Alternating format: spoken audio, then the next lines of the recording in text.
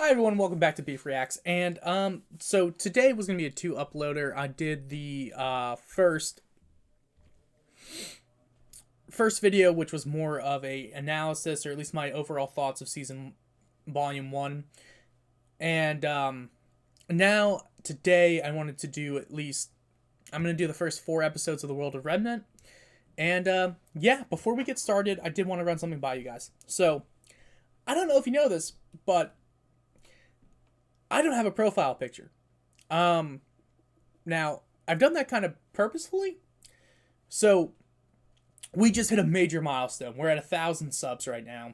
And I couldn't do it without you guys. So, I wanted to possibly offer up a video idea and just see if you'd be interested in it.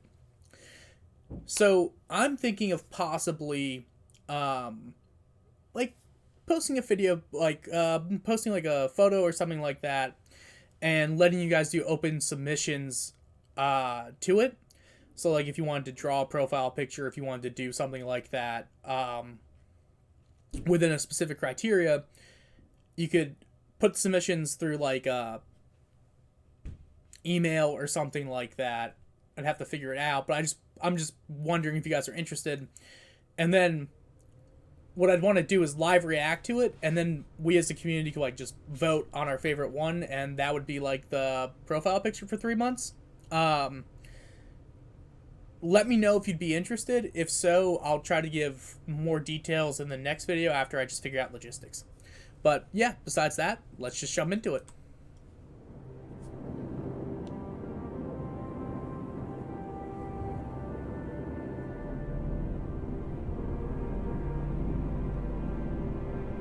Dust. By definition, it is a naturally occurring energy propellant that can be triggered by the aura of humans and faunas. But in reality, it is much, much more. Found in 4 basic forms, dust can be combined, both artificially and naturally, to form new, stronger types, each with unique properties. Since its discovery, man has concocted a multitude of ways in which to harness the powers of these mysterious crystals. From airships to androids, dust has made its way into practically every facet of technology. Well, if that's the case, then how the fuck has John done anything ever? Because he couldn't use his aura until age 17? So could he not ride a bike? Like, because if everything requires aura to work, and dust requires aura to take off, then how the hell has he been getting around? I understand he's just a farm boy, but, like, right? That doesn't... Some prefer to use dust in its raw form. Elegant, yet destructive. Beautiful. Those who choose to wield dust in this state must possess a certain level of discipline to ensure that their resulting powers do not break free from their control. Dust ammunition serves as a more practical application in today's modern society. With the technological advancements in weapon design, warriors need simply choose the right cartridge for the job and pull the trigger. Oh, that's cool. While this has become the standard method of use, it is not uncommon to find individuals still practicing more archaic forms of dust manipulation, such as weaving it into clothing, or even fusing it directly with their own bodies. That doesn't sound archaic, that sounds awesome.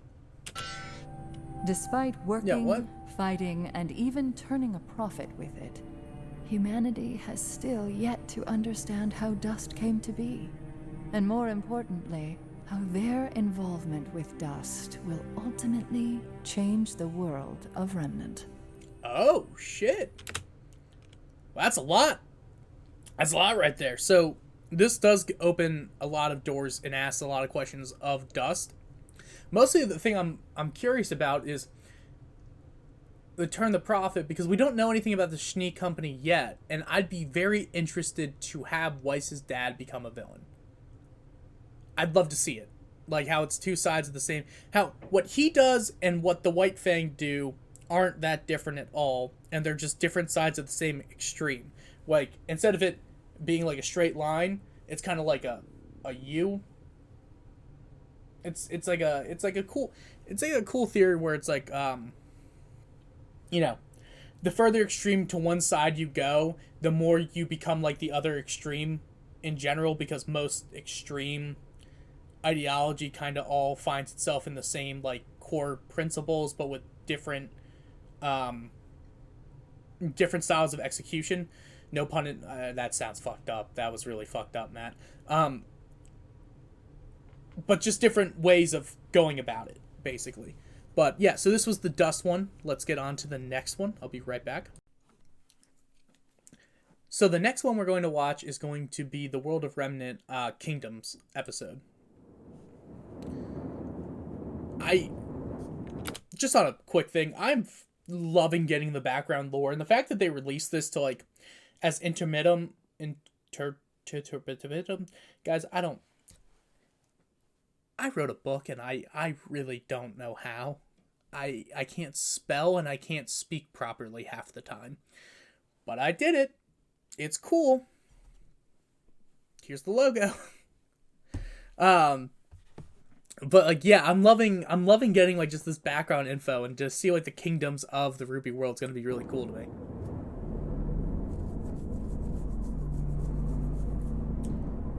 The world of Remnant is a dangerous place. Well, yeah. Particularly for man. Okay. In the countless years that humanity has roamed the planet, civilizations have grown and fallen. But 4 have withstood the test of time. Atlas, Mistral, Vacuo, Vale. These 4 kingdoms with the... And they're in Vale. Also, Atlas is named after a Greek titan. I wonder if the rest of the kingdoms are named after something, because I don't know what those names mean necessarily. Vale is kind of spelled like Vale from High School DxD. Yeah, I'm a man of culture. I know what I am. I'm kidding. It's just an interesting show. But like, it's interesting to see, and I'd be curious to know if each one of the kingdoms has a help of natural specific kind of barriers name. and test of time. Atlas, Mistral, Vacuo, Vale. These 4 kingdoms, with the help of natural barriers and human tenacity, have proven that they have the will to survive. Each kingdom has a governing council to represent the people and their needs. Next comes the military. While most kingdoms only call on its citizens to serve when needed, others find it important to be prepared. There are still those... I think the word you mean is forward thinking. Because, like, hear me out. If they're talking about Faunus, that's messed up. If they're talking about robots, that's less lives lost in a war. You know what I mean? But I guess you can call it prepared. While most kingdoms only call on its citizens to serve when needed, others find it important to be prepared. There are still those who choose to venture outside the walls of the kingdoms. Roaming nomads and small villages are not uncommon, yet neither is their tendency to disappear overnight. Lastly... Disappear overnight? Roaming nomads and small villages are not uncommon, yet neither is their tendency to disappear overnight. Not a fan of that. Lastly, the Huntsman Academies. These institutions' sole purpose is to train the next generation of huntsmen. Okay. The next generation of defenders that will live and die to protect the lifestyle that they've become so accustomed to. Yes, the world of Remnant is indeed a dangerous place, but the 4 kingdoms stand as beacons of hope, as safe havens from the darkness that surrounds them. They are the key to mankind's survival, as long as they stand united. Okay, so that says a lot, especially with the way that they definitely are hinting that there's going to be a massive war between someone. So you're gonna have the Faunus playing so many different sides. If this turns into like a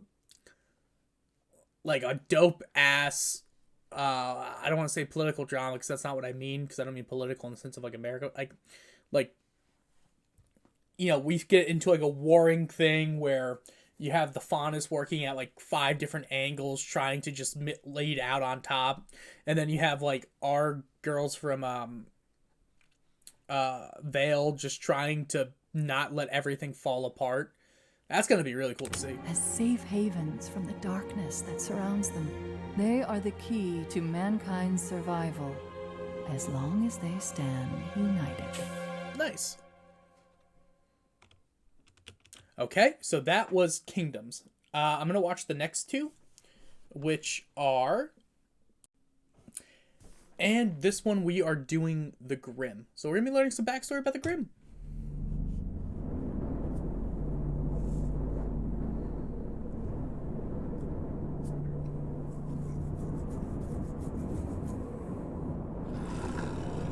The creatures of Grimm. A ravenous, destructive force that covers the majority of Remnant. While often referred to simply as Grimm in the common vernacular, these beings serve as the great Oh, that was force fucking that cool. covers the majority of Remnant. That was a cool little thing. While often referred to Look at simply as Grimm in the common vernacular, these beings serve as the greatest foe to mankind. For as long as humanity can recall walking the surface of Remnant, so do they remember this wicked force. Okay, so the Grimm have been a Many part. ancient cultures believed the creatures of Grimm to be animals possessed by evil spirits, or perhaps the spirits of tortured animals themselves. However, further study, as well as the discovery of newer, more horrific forms of Grimm, does not support this hypothesis. Okay, that's good to know. With new creatures discovered every day, scientists perpetually find themselves with more questions than answers. While very little is known of their origin, some key facts have been observed in the wild. First and foremost, the Grimm exclusively attack humans and their creations. So they only go after humans. Maybe the Grimm are like angry spirits about like humans not or taking advantage of nature and like trying to harness the power of nature. While occasional skirmishes between wildlife and Grimm have occurred, these instances appear to be based on territorial provocations rather than a need for sustenance. Oh, shit. In fact, the common belief is that the Grimm are not obligated to feed. They choose to. I thought they were... What is perhaps even more unsettling is the basis of their attraction. The creatures of Grimm are lured towards negative emotion. I was gonna say I thought they were based off of animosity. Unsettling is the basis of their attraction. The creatures of Grimm are lured towards negative emotion. Okay. In the rare instances when villages are capable of defending against a wave of Grimm, their survival is not guaranteed, as widespread panic will only lead to more attacks. Little else is known about the creatures of Grimm. Keeping them in captivity has proven to be an understandably difficult task, as the creatures tend to either die or kill those who imprisoned them in the first place. Oh. To further complicate study, the corpse of a Grimm will only remain for a short period of time before completely evaporating. Those who hunt the beasts for sport find this particularly upsetting, but manage to get by with cheap taxidermic recreations and bombastic storytelling.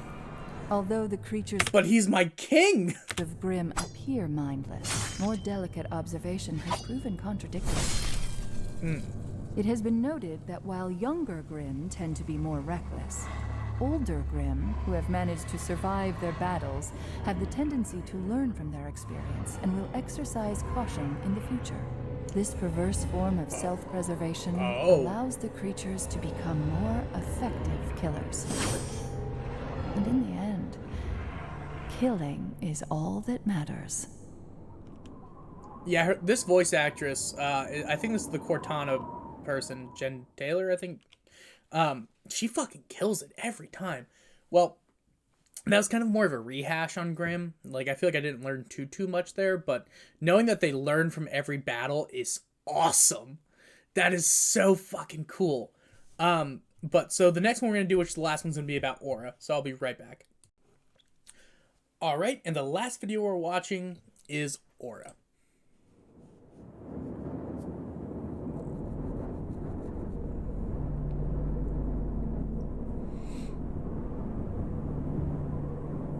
Huntsmen are widely regarded as the world's greatest warriors. Dope. While skilled in a wide variety of weaponry and hand-to-hand combat, these champions are also masters of a much greater power, Aura. Are there different kinds of aura, or are we just doing it based on the color that the characters have? Aura is a manifestation of the soul, Okay. a life force that runs through every living creature on Remnant, whether they are a meager shopkeep or a renowned knight. However, what sets true warriors apart from all others is their ability to amplify and control their aura. Aura is primarily used as a defensive mechanism, passively coating the wielder in a protective force field. It can protect a combatant from what would normally be a fatal blow. It does not, however, make the user invincible. As they receive more and more damage, their aura reserve will deplete. If this happens, all the fighter will be left with is his resolve. Fortunately, when a fight turns gruesome, a warrior can also rely on their aura in a different manner. Sick. Semblance is a term used to describe the projection of aura into a more tangible form. Okay. For some, this could be the ability to control objects with telekinesis. For others, it could mean superhuman strength. The power associated with a wielder's semblance is completely unique.